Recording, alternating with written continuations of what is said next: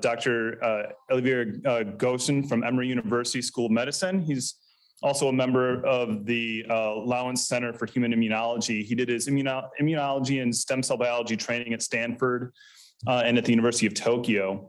At Emory, the Ghosn Lab applies multi-omics single cell technologies as a systems immunology approach to study the development and function of all the prenatal immune system in both humans and mice. And his talk today is entitled, Prenatal Immunity Represents a Functionally Distinct Hematopoietic Lineage. Thank you. Thank you for the introduction. Do I need to move? Can you hear me well? So thank you, Norb, for inviting me. It's actually my first time here in Michigan, so I'm happy to participate here in the symposium. And I think that the work that you're doing and FENA is doing is actually very important, and you're bringing to light the need to understand how the immune system develops so we can create better immunotoxicity assays. So my name is Eliver Ghosn. As you mentioned, I'm an immunologist at Emory University in the Department of Medicine and Pediatrics. And my lab there is interested in understanding the differences between the immune cells that develop early on during prenatal life, during pregnancy, and how those cells differ from the immune cells that develop in postnatal life in adults. And we find key developmental pathway differences that it could be relevant to the audience here. So for my talk today, Norb asked me to give you a general overview of the current understanding or the current knowledge of how the immune system develops. And if I have time, I'll give an example on how differences in the developmental pathway can lead to different adverse outcomes. And if I have time, I know we are running a little late. So the relevance of, or the significance of understanding that, or studying developmental immunology in this case, is because a developmental origin of a cell can be directly linked to its function. So for example, if you're studying a macrophage in the liver, it matters if that macrophage comes from a fetal developmental pathway or from an adult developmental pathway. And in the same way, we now know that the cells that develop during pregnancy, during fetal life, they don't actually disappear. Some of them can persist throughout adulthood. And they can persist in our tissues and what we know as tissue resident immune cells. So again, if you're doing a toxicity assay in the liver, for example, it matters if the macrophage that responds to that compound is coming from fetal life or adult life, because they might respond differently and you have different adverse outcomes. So that is the relevance of us understanding how the immune system develops and try to link the developmental origin to its function in those assays. So I don't have a financial disclosure, but I do have a disclosure that might be even more consequential. So I'm not a toxicologist and I'm not a chemist either. So I'll do my best to present this talk with enough clarity that hopefully you can try to link the work that we do to some of the studies that you all do in toxicology and chemistry. So I like to start with this cartoon. This diagram is an oversimplified cartoon of how the immune system developed. This is from the internet. And the way I like to start with this is because most of us are familiar with this hematopoietic tree, right? So what it says here is that there is a stem cell at the top of this tree. Do I have a pointer that I can use, or, oh, can you see my mouse? Yes. I'll use this. So at the top of this tree, there is a blood stem cell, or as we call hematopoietic stem cell, that can give rise to all types of immune cells, right? So the lymphoid cells here to my right, the lymphoids, the myeloid cells here to my left. And this is true in most sense, that most of the immune cells that develop in postnatal life comes from our bone marrow in the blood stem cell that is sitting in the bone marrow, and they follow a developmental pathway more or less similar to what is in the screen. But what I want to talk today is that even before that blood stem cell emerge, there is a whole lot happening. So there's a whole lot of immune cells developing early on in life that now we call them HSC independent. So they develop independent of their blood stem cell. And that's what I will talk today, or share some of the data today to show you that there are immune cells there that develop early on before the blood stem cell. They can persist throughout adulthood and they have different functions in the immune system. So to start, the very first immune cell or blood cell to develop in humans So this is an image of a human embryo. Comes actually from a tissue that is outside the embryo. It's an extra embryonic tissue called the yolk sac. So you're seeing here the sac. So the first cell that actually comes up during conception, during pregnancy, are red blood cells. As you can imagine, we have red blood cells because we need to distribute oxygen, so they have higher affinity for oxygen. You have the fetal type hemoglobin in those red blood cells. And then the macrophages are the next to come up. They come almost in parallel. So you have a macrophage coming up, which is also one of the key immune cells and the first immune cells to develop. And this is true not only in humans, but also in mice. So in the left here, you see actually, you see the resemblance here, but those are mouse embryos, and here are, this is human. The difference is that we humans, we have a yolk sac that is outside here and illustrated in this figure. In the case of the mouse, the yolk sac is actually all around the embryo. And here is a yolk sac that is ruptured. So you can see this membrane around the embryo, and as we have this hanging out. But this tissue is where the first immune cells come up. So that's a very important part. And this is before there are blood stem cells coming from inside the embryo.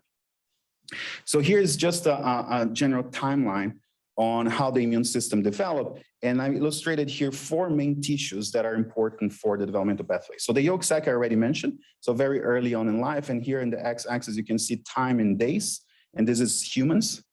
And then from the yolk sac, it migrates to a tissue in the embryo called AGM, standing for aorta gonad mesonephros. So this is the region inside the embryo where it's going to become your heart, your vessels is coming from there. And that's the next step in hematopoiesis, and then goes to liver and bone marrow. So just to give you some milestones. After about 2 weeks of pregnancy, you start developing those red blood cells. So the red blood cells will come from the yolk sac very early on, alongside macrophages. So that's where those very first type of blood cells come from. And then it's only after the about 3rd week of pregnancy that circulation starts. So keep in mind that those cells come up, there's no even circulation to distribute them, but they first come up and then circulation starts. And after circulation starts, you start seeing progenitors coming up. Particularly lymphoid progenitors will come up at this stage as well, and they can start now circulating and going to different tissues. And those lymphoid progenitors can be seen now inside the embryo on this AGM, right? This structure, it's actually this red structure here in this embryo. And also in the yolk sac. So those tissues, you can see those progenitors coming up. And now notice that the blood stem cell is only appearing after a month of pregnancy. So after 32 days or so, you start seeing the first blood stem cell appearing. And we believe in humans, as in mouse, they appear in AGM. There's a little debate on that, if it's AGM or yolk sac, but I think the field now is agreeing on AGM, being where the blood stem cell come from. And then they migrate to the liver. So at this stage, in this milestone, when the first stem cell comes up, a lot of those progenitors migrate to the liver. So our liver during pregnancy are actually a hematopoietic organ. It's not yet doing all the functions of hepatocytes that we see in adult life, especially for toxicity assay. They are very hematopoietic. They're making immune cells. And of course, the goal of the slide is for you to realize that before HSCs appear, there's a lot happening. And this a lot happening is what we want to study in the lab, because we think those are key cells that we need to take into consideration as well when thinking of developmental toxicity. And of course, when the blood stem cell comes up, and here I'm illustrating green to being pre-HSCs and red to be after the blood stem cell. So after the stem cell comes up, then you have all the immune cells as we know of going to our blood. So every immune cell in your blood comes from those red blood stem cells sitting in your bone marrow. So to summarize the developmental part here that I mentioned so far. So as I mentioned, the very first immune cells come from this membrane, this tissue called yolk sac. And after the red blood cells and macrophages emerge from here, then the AGM, this hot dog seen up here, it's actually the aorta gonad mesonephros. That is the tissue inside the embryo where lymphoid cells and other myeloid cells will come from. And we also believe that placenta and umbilical cord could be sites of hematopoiesis. We don't know for sure yet if they are de novo site of hematopoiesis or cells migrate there. There are also intense research on that. But regardless, all those progenitors, they now go to the liver. So fetal liver now is your hematopoietic organ. And then from the liver, cells can migrate to the thymus. So you can have T cell development, can migrate to the spleen. So you can finish B cell maturation. And ultimately, before birth, the blood stem cell from the liver will go to our bone marrow and then it stays in the marrow throughout life. So after birth, the blood stem cell in your bone marrow would be responsible for the hematopoiesis. So here's an example on how the different type of immune cells that develop early on can have an impact when you study adverse outcomes or when you start thinking about immunotoxicity assay in a different organ, a different system. So here's an example of what I mentioned, the macrophages that come from the yolk sac. Now we know that much of our macrophages, for example, in the brain, the microglia, and that's true for mice and humans, come from the yolk sac, come from during gestation. And those macrophages don't disappear. They can stay in your brain throughout adulthood. They can be self-renewing. They divide themselves and they stay in the brain for a long period. And those macrophages are unique. They're not the same as the macrophages that come from your bone marrow.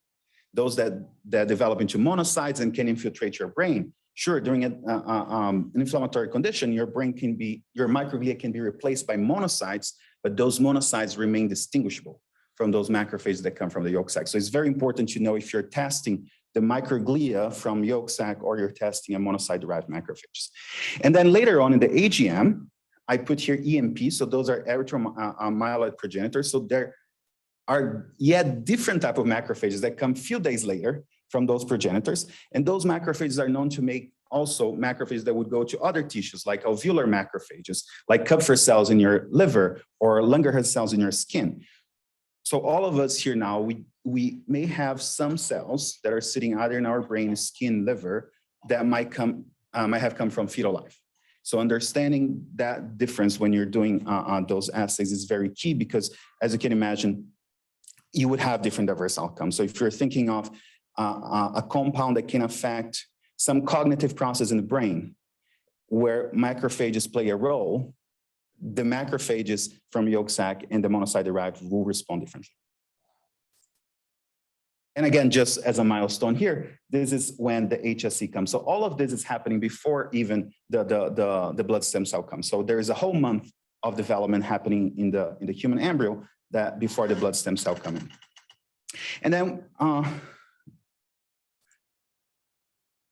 so this slide is to summarize some of the other cell types now that we know that follow the same developmental pathway. So I give an example of macrophages, but there are now, the more we study, we know that actually all hematopoietic lineage that we have studied so far go through this developmental pathway. So here's an example now we know mast cells. So mast cells can also develop very early on in life before the blood stem cell. So if you're studying allergy or asthma, is also important to know because the mast cells from that early age stage can behave differently from later on. NK cells, the same thing. Thinking of anti-tumor or infectious disease, NK cells coming from early on in life, yolk sac and AGM can have different functions from the HSC-derived mast cells or NK cells. And lymphoid cells, the same thing. There are types of lymphocytes that come from early on in life that are distinguishable from the red blood stem cell derived. And now I will try to present you a few slides to give an example. I listed here lymphocytes playing a role in autoimmunity, leukemia, and vaccine response. Fena mentioned increase in autoimmunity. And in the lab, we try to study the B cell development and how it relates to both autoimmunity or leukemias. And I'll give an example of how the difference in the developmental pathway of a B cell can have implications on adverse outcome, particularly in autoimmunity. So the autoimmunity could be triggered by cells either in fetal or adult derived. So what we know so far, and please, if I go over, just let me know and I'll try to skip some slides. So what we know so far about B cell development, so again, I'll give an example on autoimmunity, right? So that's where I'm going with this. So most of what we know so far about B cell development comes from adult bone marrow or blood, right? Either in mouse models that is really well defined, you have fraction A, B, C, D, all the developmental pathway, or for humans where we take bone marrow and PBMCs and we try to understand from the blood stem cell all the way to antibody producing cell. Now, what we are proposing is that during prenatal life, there is yet a different developmental pathway, highlighted here in green, that might represent a different B cell developmental pathway that leads to different type of antibody secretion and different type of immune response. So as a model to try to understand how the green B cells differ from the red B cells, meaning fetal versus adult, we decided to study a very well-known autoreactive B cell. So there is a B cell that expressed an antibody, a receptor like here, called VH434. So this is just the gene name for that receptor on the B cell. So that receptor can recognize autoantigens. I listed here in your right some of the antigens that those cells recognize. So they can recognize apoptotic cells, nucleic acids. Actually, B cells themselves, those antibodies can bind B cells and paint them in vivo, so we all can have our own antibodies binding to our cell. So this is a canonical autoreactive cell. So we decided to study how the autoreactive cells develop in prenatal life versus how they develop when we are adults, and how that can have implications for autoimmunity. So to do that, we collected samples between the first and second trimester, so this purple box. So we have about 35 fetal donors from this early stages. And we took those samples and decided to look for when those, do we even develop autoreactive cells in fetal life, and how those autoreactive cells differ from the adults. So the first thing we did with those samples is, of course, to see when B cells even emerge in humans. And as you can see here in the first graph, we know that even as early as 7 weeks in gestation, you already see plenty of B cells. About 5% of all your immune cells in the liver are B cells. So they come very early on. And here on the right, you can see that those cells very quickly mature. So the idea that the immune system of infants are immature, I find it very difficult. As much as I try to understand that argument, I find it very difficult to think that the immune system is immature. I rather think that it's a different type of immune cell that is developed to respond to the environment that is needed at that point, and not that it's immature. Otherwise, even the event of birth would kill everyone, because you're exposed to microbiome, to food and all this. And if you don't respond well, you're not in good shape. So here, just to show you that those cells lose CD34 very quickly and gain IgM very quickly. So very quickly, they mature to IgM positive cells. And they have a very, very different developmental pathway. So what we found is that those fetal B cells, they go through a developmental stage highlighted here by flow cytometry plots. So if you're not familiar with this, so we're looking at two antigens on the surface of a cell. One is called CD10, the other is called CD34. Those fetal B cells, they go through a developmental pathway that includes this CD10 negative population, CD34 positive, CD10 negative. This population is actually not present in adults. So in adults, we don't have that B cell developmental pathway. So if you're studying how those B cells respond, it doesn't help to just put a B cell in vitro, because there are different developmental pathways of B cells that can respond differently. So next, we use the reagent called 9G4 that can detect specifically the autoreactive B cell. And by doing this, we saw beautifully here that the autoreactive B cell is one of the first B cells to emerge in humans early on. So in 7 weeks, you already see B cells being autoreactive, so you can recognize self. We're making those cells, we're not depleting them. The idea of clonal depletion here is not true. We're making those, and then you see the increase over the weeks and reach about 3 to 4%. And that's the level of a normal adult bone marrow level. So we make those autoreactive cells very early on. And of course, we want to know, are they different from the adult cells? To do that, we develop a pipeline that actually Fenna mentioned that we call the super pipeline. And in that pipeline, we try to integrate in a systems immunology approach several omics. So we try to sequence the B cell receptor. So what exactly are those B cells seeing? What is they're seeing in their environment? So sequencing their receptor so we can understand what are they recognizing. We sequence a lot of surface markers so we can identify and classify those cells, their phenotype and their function. And we look for the whole transcriptome, so all the mRNA they are producing. And now we are now also integrating cellular lineage. So we're using CRISPR to barcode those cells so we can trace those cells from a single cell through their whole developmental pathway to see how a cell becomes pathogenic, if you will, either for leukemia or autoimmunity. One of the first things we identified is that the fetal B cells prefer to use a very, very different type of receptor. So this can be a little complicated, but I'll try to simplify it. So again, a B cell has this receptor, so this is an antibody. So all the B cell has an antibody on the surface, and they secrete that antibody once they mature. So I told you the VH434 is an autoreactive antibody. But to form the receptor, it needs to be combined with two other fragments here. And the fetal cells prefer to use very unique fragments that tells us that these B cells are seeing autoendogenous antigens very differently from the adult. And we believe this has to do with microbiome. We're seeing those could become IgA producing cells that go to our gut, for example, to recognize microbiome, not to kill them, but to maintain them. So they generate a very different receptor. They have a different also, here we call CDR3 nucleotide length, meaning the length of the receptor that binds the antigen is also very different. So in fetal life, those receptors are very short. So they are very narrow. There is evolutionary pressure to make those receptors to bind our endogenous antigens. So there's a lot of autoreactivity, I'm trying to say, happening in fetal life. They have a different charge. So those receptors are more negative charged than positively charged in adult life. So comparing fetal versus adult, they are differently charged. And I'm not going to go through this slide, but here's to say that the fetal B cells are receiving a stronger signaling from the environment, meaning they are seeing endogenous antigens through their receptor, and they're activating signaling pathways, but they're not being removed. They're not being depleted. They are being selected for. So now, if you think of an autoimmune disease, I'll give an example, lupus. So lupus is known that when you develop lupus, you expand exactly this type of cell, the VH434 cells. So in lupus patients, if you look at their blood, they have tons of VH434.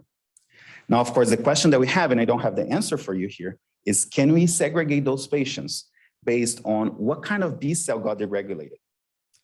Did these patients got exposed to compounds that affected the fetal, the green type of cell that make the VH434 now, instead of being a healthy autoreactive cell, get deregulated and now causing disease, recognizing self and causing disease? Or they are activating the red adult type and deregulating that and causing disease. We don't know. We only know that it's VH434. But now I show you that the VH434, depending on their developmental origin, they would have different adverse outcomes. And that's where we're going with this study. I'm going to skip this and just start getting into the summary. I'm still good?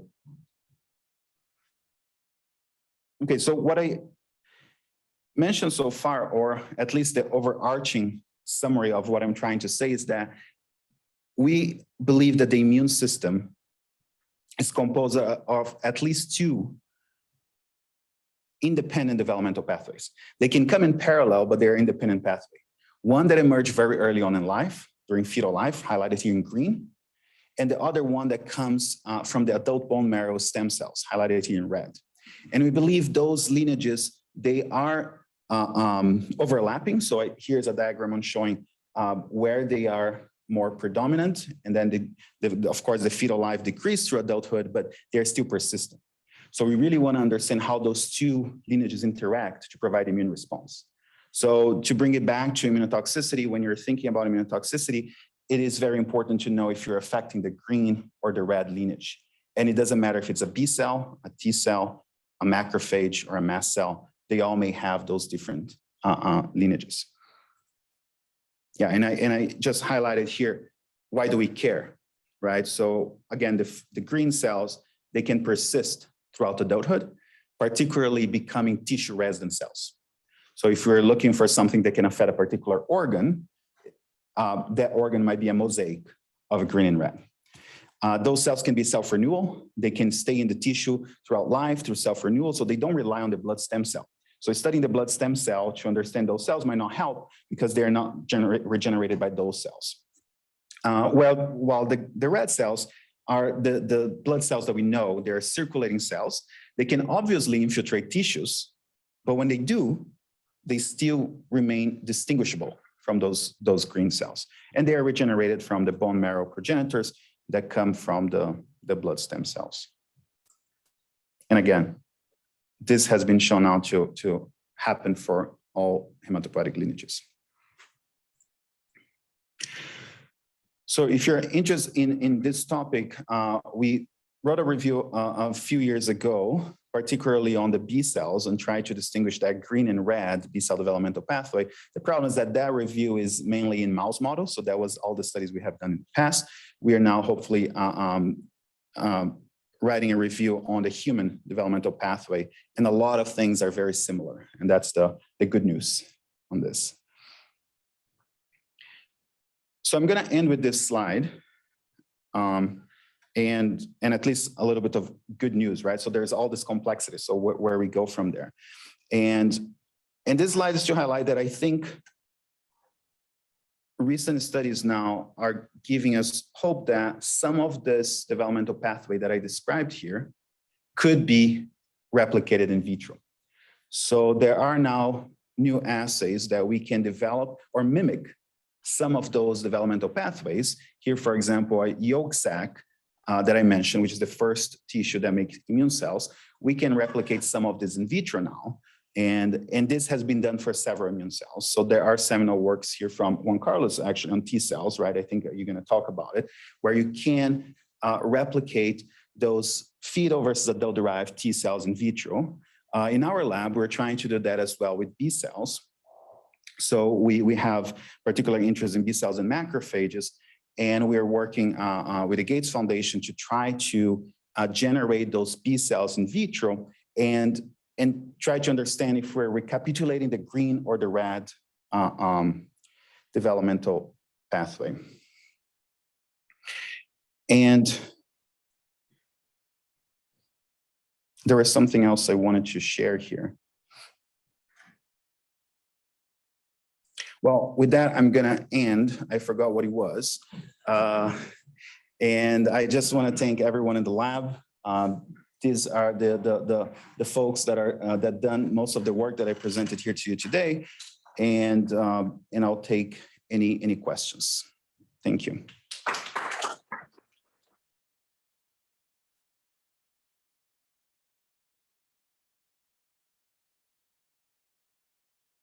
So we do have a couple online, but would you like to go first, Christy?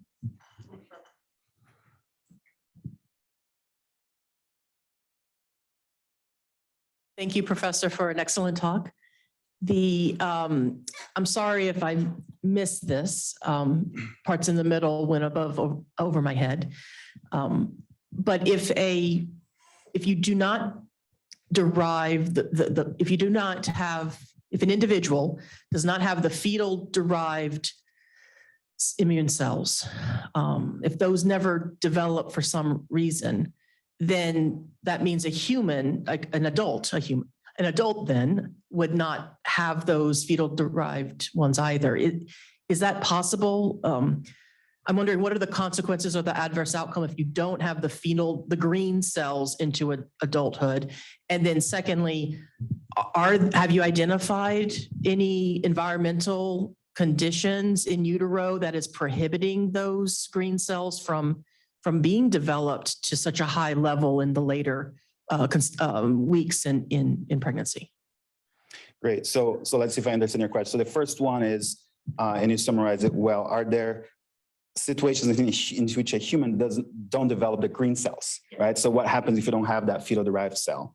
And so I find this very, very difficult to actually occur. We don't have any evidence of that happening both in mouse and humans. Yeah. And the reason also is because if you don't have the yolk sac red blood cells, for example, you don't have oxygenation and you have a lot of problems early on. And also microglia come from that stage. So there are mouse models in which you can deplete the green to some extent, the green and the red, and they're both a problematic thing. You don't want to have either green or red depleted because the mouse would not survive. So in parallel, then, if a human was born that way, then the baby probably wouldn't survive. I would assume so. Okay. Exactly. Yes. Yes. So are there environmental exposures that you know of or the community knows of that would prohibit that? The green cells born? Yeah, that one is easy. I don't know. Yeah. Maybe we can screen if there's the in vitro model. Right. Maybe we can start screening for things like that with environmental exposures that were Exactly. Yes. Yeah. And remember my disclosure: no toxicology, no others. So I don't have. But I mean, the reason I liked participating in this because you all helped me think about the immune system in ways I haven't thought before, and thinking of Immunotoxicity is one of them, and how insults can affect those developments. There are, a lot of studies on, we know pathways that can disrupt all of this. We know molecular pathways that can disrupt all this. We know the genes that are affected, because there are mouse models beautifully done in which you can affect one gene at a certain time in development. But I don't know what are the environmental components that can affect. And I'm assuming there are some studies out there. But we can make you a toxicologist. Yeah. I'm happy up for the challenge. Okay, we have a question, actually a couple of questions online here. So the first one is, do we have an idea of the percentage of immune cells that persist in the adult that are of fetal origin? And does this vary across individuals? Yeah, that's an interesting one. In humans, clearly it's very difficult to do it. So in humans, there are no clear studies on that, because that's the kind of studies we're trying to do. We don't even have markers that can clearly identify. If I have a tissue right now from an adult, what are the markers that I can use to say this is green, this is red? We are now getting to this point, and that's the study that we're doing in the lab with fetal research, is trying to get as much markers and data we have to do that, right? And that's a point also that is important to make when we talk about in vitro DIT tests, is that although we're glad that we're getting to the point of having those in vitro assays just to try to mimic, we still need to compare them to actual fetal primary cells, because we don't know how different they are. And that's the goal right now. We cannot yet get away with fetal tissues, because we don't know if what we're making in vitro is really mimicking that stage. But in mouse, we have some answers, right? So for the question on how much of green and red we have in each tissue, throughout development. So there are some studies there. So there's a beautiful study by Florent. If you want to look for this, particularly looking for myeloid cells. So Florent Guignot, sorry, his last name. So what he did is he looked for all the different, so he generated a mouse model in which you can label the green cells or label the red cells, and then you follow in different organs. And you can see that for certain organs, for example, lung, for 20 weeks in the life of a mouse, which is a very adult mouse, you still have green cells, but then after 20 weeks, you start replacing mostly with the red cells. So for each tissue is different. For microglia, for example, in the mouse, they remain throughout adulthood. Microglia, it's only replaced if you have an insult and you can make monocytes go there and replace them. Otherwise, they remain largely green throughout adulthood. But other macrophages are replaced by the red cells, by monocytes throughout life, and it varies per tissue. And it goes through adulthood. So it does, and then start going down to a level that is mostly the red. But all of this, again, is in a mouse model without external insults as well, right? So if you are infecting a mouse, you might accelerate that replacement. So that is important. Also, some of the aging symptoms that we see, we think is because of this replacement, because the red cells, the adult bone marrow cells, are more prone to inflammation than the green. The more we study the green cells, we see them to be more tolerogenic, if you will. There's less inflammation, but in aging, there's a lot of inflammatory component, and we think that replacement happens also due to that. Okay, we've got a couple more questions online. If there's none in the audience here, so do we have confidence in knowing the critical windows of prenatal developmental immunotoxicity susceptibility? And if we do, is developmental immunotoxicity a question of immune disruption, immune competence and dysregulation, immune suppression, or a combination of those outcomes? Since you're not a toxicologist, I don't know if you want to. Well, I like the initial of the question. Do we have confidence? So that's already very challenging, right? It's like, yeah. Well, I don't know if I have confidence, but I'm doing a very silly way of going back here because I don't have a keyboard and I don't know how to do that in a better way. The keyboard will pull out from. Oh, right. Okay. Thank you. So we do know some milestones in humans of when things happen.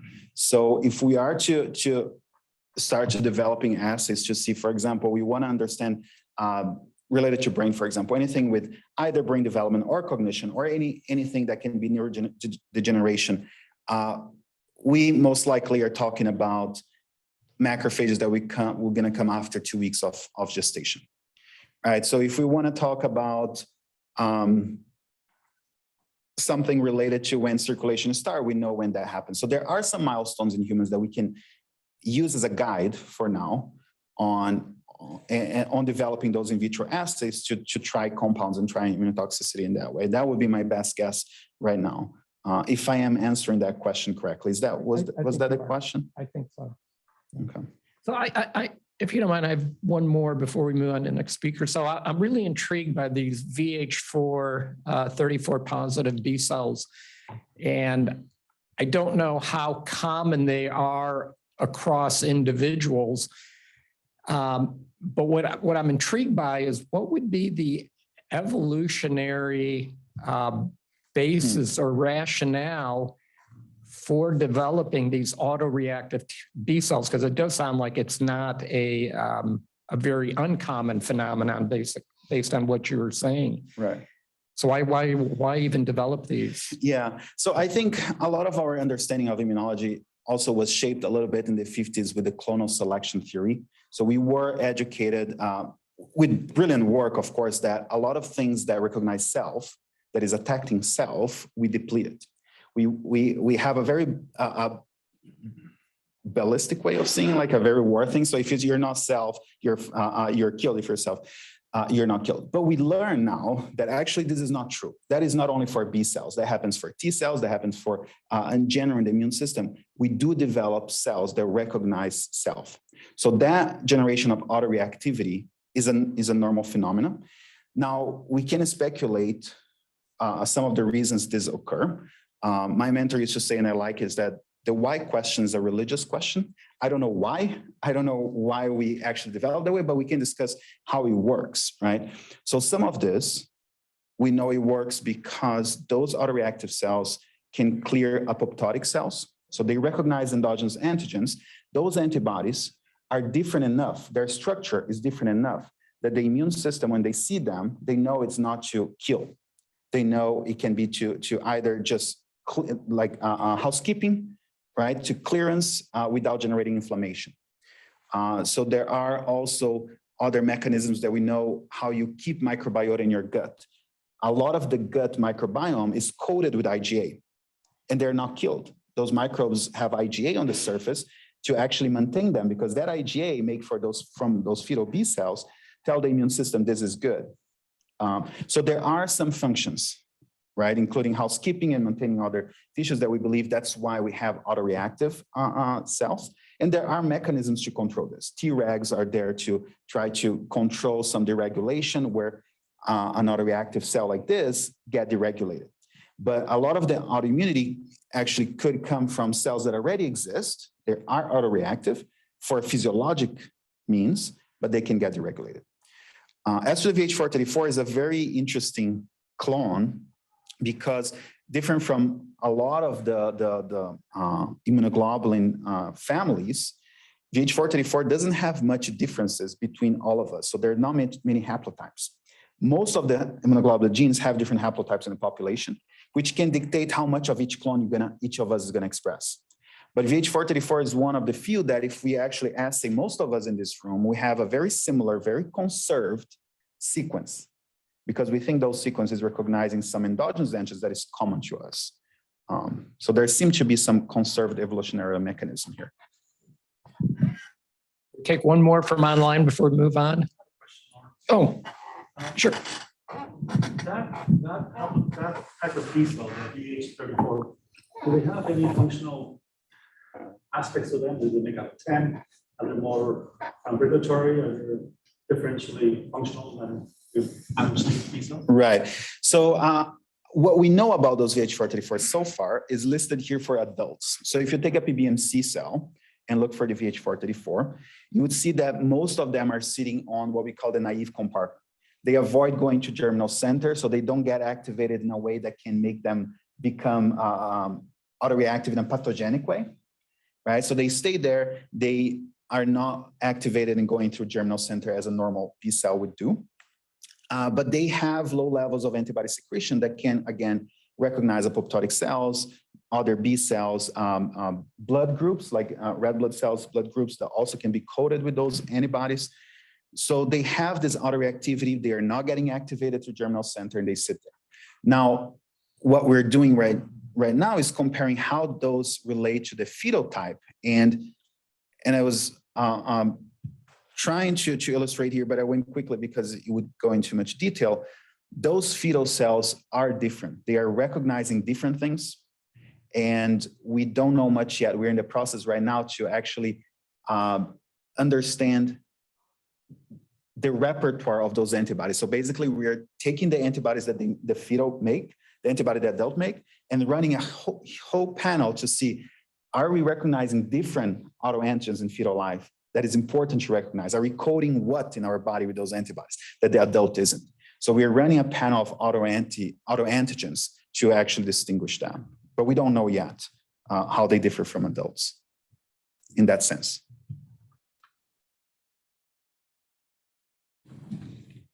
But I take it they're more germline encoded given that you don't have TET probably. That's why you keep your agrees. Yeah, so I decided to skip this, but you asked the question. I'll try to very quickly because I see he's standing up there. In fetal life, yes, VH434 gets away from TDT. They are more germline encoded, so that's why we think there is this evolutionary pressure. But in adult, this sunburst plot here is telling that in adult, there is no two VH434 cells alike. They are more mutated, they are different, but in fetal life, there are tons of cells that across individuals that are alike. If we take actually our VH434 during fetal life, we can make identical cells, but not in adults. Thanks for that question, so I could present this slide. Thank you very much for a wonderful presentation.